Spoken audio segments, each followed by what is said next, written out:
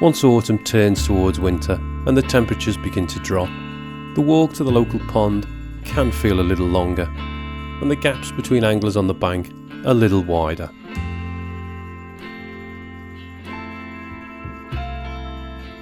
At this time of year, friends tend to be found in tins, and for this project I'll be sacrificing my tin to make a drop shot box.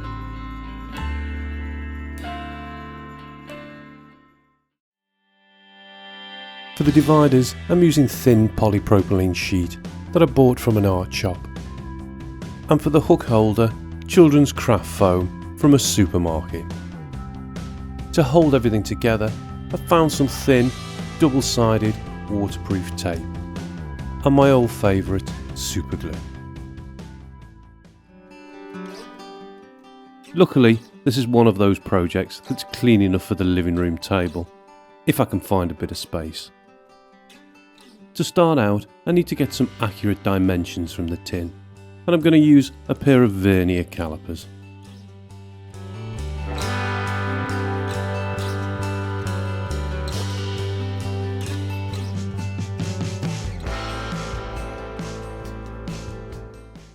I can transfer the measurements to the computer and a free CAD program that I use called DraftSight. Despite the technology, it still takes a fair amount of time to produce a drawing, and probably a few too many cups of tea.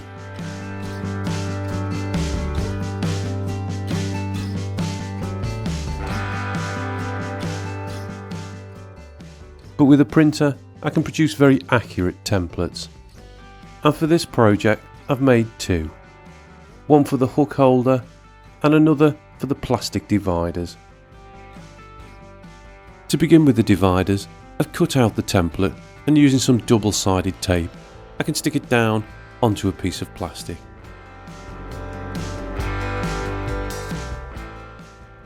With a pair of scissors, I can work to the outline that's marked by a solid black line.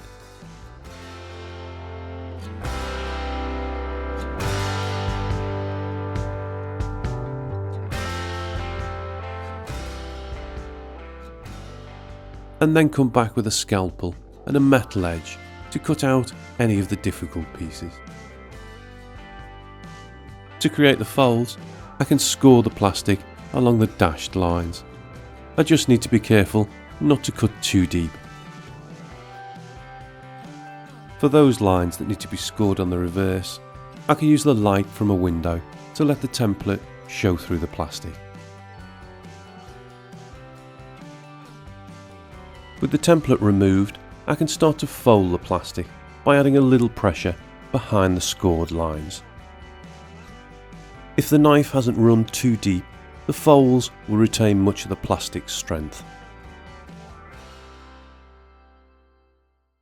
I'm adding some short strips of double-sided tape to the inside of the dividers and side tabs.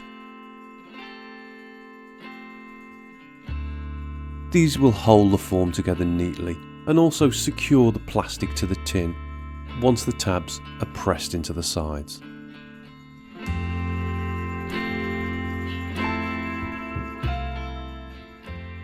For an extra bit of security, I'm cutting a couple of strips of plastic to the same width as the height of the dividers.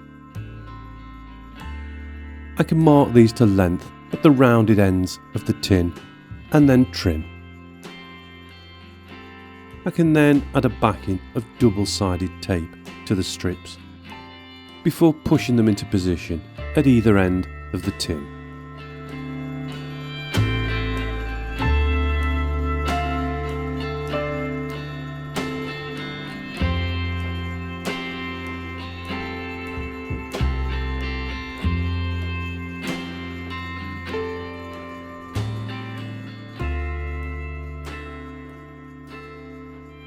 For the hook holder, I had a bit of a rethink and drew up another template. Using double-sided tape again, I stuck the template onto some craft foam and cut the design out with a very sharp scalpel.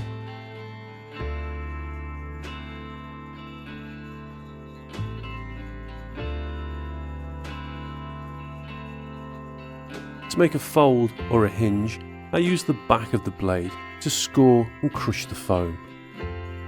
And finally, to fit it, some good old tape again.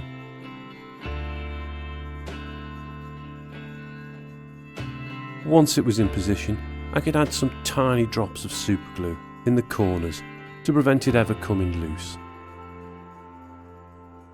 And then it was time to add the goodies.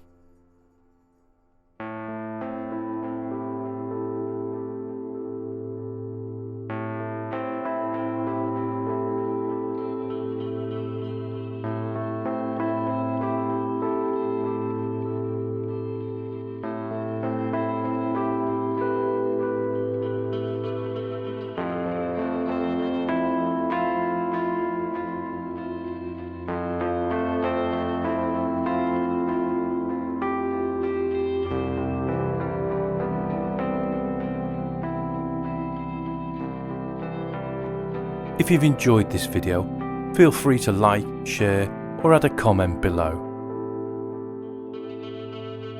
To see more handmade fisherman videos, click on the link to my channel or subscribe to be notified of future projects. Thanks for watching.